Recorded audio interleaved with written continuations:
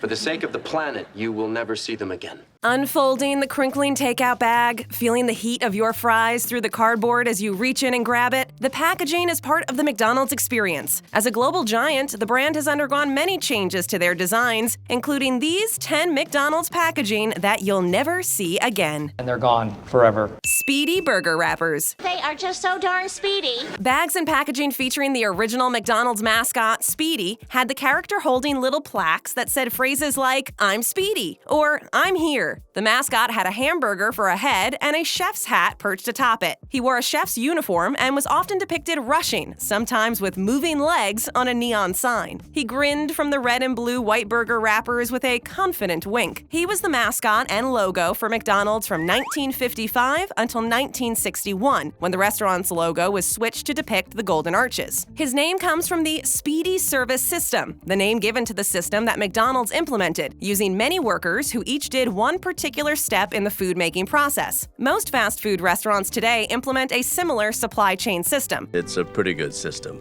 To ensure that food arrives rapidly and is consistent with other locations. Speedee often appeared welcoming customers into the chain, displayed on the front of the restaurant or on a sign out front in the parking lot. The wrappers on McDonald's burgers showed Speedee hurrying along, legs in motion, holding his "I'm Speedee" sign with the words "Thank you" written beneath his feet. Cute and vintage, Speedee was a far cry from the mascot that eventually took over in clown makeup and giant shoes, Ronald McDonald. Rather than writing the name of the food item on the wrapper, these packages were color-coded to mark different types of sandwiches in the efficient spirit of Speedee himself. I'm fast. I'm very fast. 1960s Arches design. They got the Golden Arches. In 1953, the Golden Arches of McDonald's were born. Today, they are considered one of the most widely known and recognizable brand logos. The arches first appeared on a restaurant in Phoenix as giant physical arches attached to the building. They made their way to the packaging when the owners decided they needed a new logo in the early 1960s. The original Golden Arches logo featured the arches overlapping each other with an extra line drawn through the middle of the pair. This resembled the early locations that were built with physical arches on either side, with the line through the middle representing the roof of the restaurant. Oh, I see it now! This design is simple and clean, with a neat circle drawn around the outside and the word McDonald's appearing underneath the arches. This packaging marks the beginning of an incredibly iconic symbol and the implementation of an idea from Richard McDonald, who had no background in design or art, but thought that the Golden Arches would be a great way to get attention and stand out to potential customers. The symbol we think of when we hear McDonald's today started out with this logo, which was eventually changed to a less busy depiction. Today's arches are joined in the middle and clearly represent an M. As the brand moved on from the physical structure of Golden Arches on the restaurants from the early days, the arches survived as a beacon for hungry diners jonesing for some cheeseburgers and fries. Man, I got these cheeseburgers, man! Chocolaty chip cookies box. Yes, I'd like a chocolate chip cookie. These days, McDonald's diners in search of a chocolate chip cookie will receive a deliciously fresh-tasting, chewy, soft-baked cookie. They may opt to grab just one or two, as nowadays they are sold in a regular bakery size to satisfy coffee drinkers and dessert lovers alike. The nostalgic chocolatey chip cookie boxes are from a time before the introduction of McCafe, with all of its pastries and treats to choose from. The chocolatey chip cookies were contemporary with the lemony vanilla, character-shaped McDonaldland cookies that accompanied Happy Meals and were offered in separate boxes. The character cookies were a riff on animal crackers, with cookies shaped like McDonald's heroes Hamburglar, Grimace, Ronald, and more. The alternative chocolate chip option were mini biscuits with much more crunch than the McCafe chocolate chip cookies of today. With a very pleasant crunch. Diners could order the cookies to have with their meal or take them on the go to enjoy later. The cookies came in a simple box with realistic illustrations of chocolate chip cookies cascading down the front. The boxes were cardboard and easy to pick up to stock in your kitchen. For adults who wanted to enjoy some cookies at McD's, these offered a less child-oriented option. It was in contrast to the packaging of the McDonaldland cookies, which featured lovely pathways reminiscent of the yellow brick road in The Wizard of Oz, with Ronald McDonald and friends walking along the paths with trees and white picket fences in the background. These little cookies and their boxes have now become a crunchy, sweet memory. Haven't thought about that for years. Good memory. Value packs. A good value for their hard-earned dollar. These were easy-to-hold, one-container-fits-all solutions to customers who purchased full meals and wanted to nosh on them in the car or outside during the 1980s. The trays were marketed to customers on the go, with ads featuring workers, beachgoers, and anyone looking to dine wherever they were with ease, with no spills and a clean lap. The cardboard trays held a large drink, a sandwich or nuggets, and extra-large fries. The Big Mac Value Pack and Chicken McNuggets Value Pack were both heavily marketed and popular. Wow, I've created something incredibly popular. These were suggested as summer solutions for keeping up with baseball games, rollerblading trips, and days at the park. The trays resemble those found today at sports arenas and movie theaters, helping customers to enjoy the show without the hassle of finding somewhere to put all of their snacks and drinks. It wouldn't be a terrible idea to bring these awesome things back, as sometimes a to-go bag is perfect, but the value pack trays really do enable customers to whiz along on roller skates while munching on fries, which is something a lot of people want the freedom to do, just in case. No, just keeping my options open. Shanghai McNuggets with Chopsticks.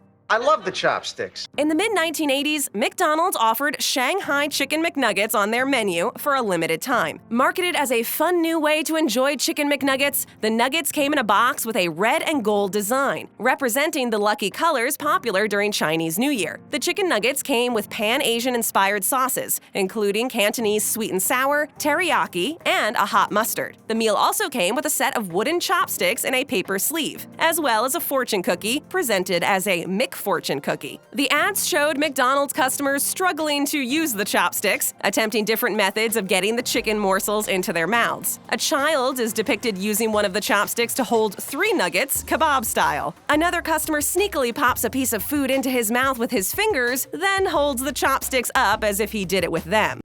Sneaky. Yeah. The box of nuggets reads, cooked in 100% vegetable shortening, and the chopstick sleeves were labeled Chicken McNuggets Shanghai. The meal was presented as an exciting, unintimidating way for the inexperienced to explore using chopsticks. Actors in the commercials were ungraceful but good-natured about using them for the first time, dropping a chopstick or a nugget and giggling. The chopsticks are a nostalgic part of the history of McDonald's, with people who used them in the 80s remembering the combo of teriyaki sauce and crispy nuggets fondly. I remember it like it was yesterday.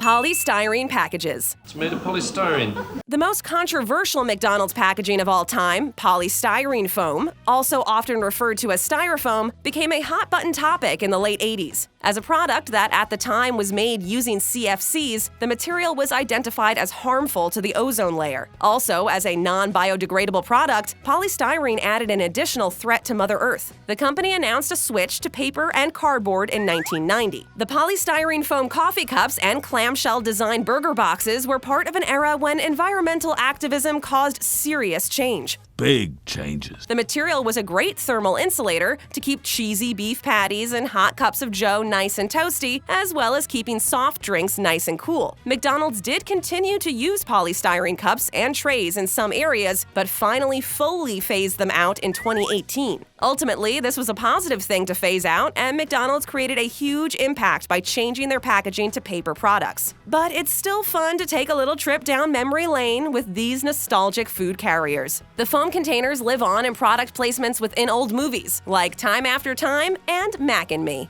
It's not product placement, I just like it. Double clamshell containers. Double trouble! One of the most memorable of the polystyrene foam containers, the double clamshell, was an innovative design that focused on keeping foods at the perfect designated temperature, to be combined in a harmonious blend of hot and cold elements. The box was specially designed for the McDLT, the McDonald's lettuce and tomato burger. The 2 compartments hosted hot and cold halves of the burger, with the hot side holding the lower half of the bun and the beef patty, while the cold side held the top half of the bun and the lettuce, cheese, and tomato. The packaging says, "The lettuce and tomato on this side stay cool," on one compartment, with an illustration beneath it of a bun top, topped with a slice of tomato, piece of lettuce, and American cheese slice. 64 slices of American cheese. The other compartment reads, The quarter-pound beef patty on this side stays hot, with a bun bottom and beef patty illustration, complete with cartoony steam lines showing just how satisfyingly warm the meat would be with this handy creation. When the use of polystyrene in McDonald's packaging was addressed by environmentalists in the 1980s, the result was the extinction of both the double clamshell container, as it wasn't replicable with paper products, and the product inside of it. The material's ability to insulate and maintain temperatures was what made the design possible. The McDLT was no more, laid to rest with its beloved double clamshell for eternity. May she rest in peace. 90s illustrated packaging. The 90s? Never heard of it. The 90s brought with it McDonald's packaging that was polystyrene-free and more biodegradable than its predecessor. The coated cardboard cups and brown paper bags, advertised proudly as made with recycled paper, and with a reminder noted to please put litter in its place, featured colorful illustrations. The drawings of burgers, fries, and icy cups of Coca-Cola wrapped around the containers. The word McDonald's appeared in a new design, reminiscent of the strokes of a paintbrush or quick swipes of a marker. A magic marker. This is one of the least neat designs, allowing for some sense of carefree messiness. The takeout bags featured yellow, sketched French fries, appearing to topple out of the opening at the top and down into the illustration of a fry bag, featuring the McDonald's Golden Arches logo. The rough outlines and artsy coloring resembled pop art or something created by a child, appealing to customers both young and old. All of the drawings were in the trademark red and yellow colors of McDonald's, even the burger patty, which is shown with a red hue. The illustrated look was implemented in the early 90s and was a nice change from the simpler text-based designs that had previously appeared on packaging, with clean, careful patterns and print using mainly browns and yellows. I don't care if you're black, brown, yellow. Pizza boxes. Discarded pizza boxes are an inexpensive source of cheese. Pizza was a McDonald's menu item during the late 1980s and 1990s, an attempt to compete with the wild popularity of the dish at the time. It was a method to get families to eat dinner at the restaurant, dining in for a large pizza, as opposed to grabbing more lunch-oriented items like burgers to go. The item didn't last and is no longer offered by the chain. There were a few lone wolf locations that were still serving it as recent as the late 2010s, but it isn't something that lasted. The final locations were forced to stop selling McDonald's pizza in 2017. Stop right now, or you're fired! The pizza boxes were too large for small drive-through windows, and the wait time for a freshly baked pie was about 11 minutes. These factors threatened the trademark efficiency and convenience that McDonald's is so well known for, resulting in the company deciding to call it quits on serving pizza on the menu. Pizza boxes featured checkered green and white borders with the word pizza emblazoned on the top, and a red design resembling neon tubing on a diner or a vintage Italian restaurant. Unfortunately, this packaging has now become a memory for McDonald's fans, as the product didn't make sense with their efficient system and couldn't compete with melted cheese giants like Pizza Hut. Melted cheese? The ultimate aphrodisiac. Dino-Sized Fries. Okay, let's see! In 1993, Jurassic Park premiered in theaters to roaring reviews. It became a huge summer movie that year, with McDonald's hopping on board right away. The brand began offering the option to dino-size meals, which meant that the fries and drink in the combo would be increased in size to give customers more of each. The fries also came in a cardboard container with a many-toothed, open-mouthed, hungry dinosaur gaping at the opening of the package, peering out from behind lush greenery. The back of the box featured the doors to the Jurassic Park Visitor Center, with a quote from Robert Muldoon, the fictional Jurassic Park warden. The meal also came with a plastic collector's cup. That's a collector's item! Featuring Jurassic Park artwork with different dinosaurs depicted. As this was a collector's item, fans would return hoping to get a new cup each time. The introduction of dino-sizing paved the way for supersizing, the famous McDonald's meal option where customers can upsize their fries and drink. When the film was no longer in theaters, the chain decided to keep the option available, but without the dinosaur theme. Supersizing changed many things for the McDonald's brand, from creating pushback that critiqued the calorie count in their meals, to offering an indulgent option to diners who wanted to go all out and add a little extra to their meals. The enthusiasm around the movie gave meal upsizing a boost of encouragement, with fans and happy moviegoers looking to see and collect the unique packaging. It's very interesting that the film Super Size Me might never have existed without the film Jurassic Park. Welcome to Jurassic Park. Hungry for more? Just tap on that screen for more great videos. And if it's your first time here, show us some love and hit that subscribe button and ring that bell to join our notification squad.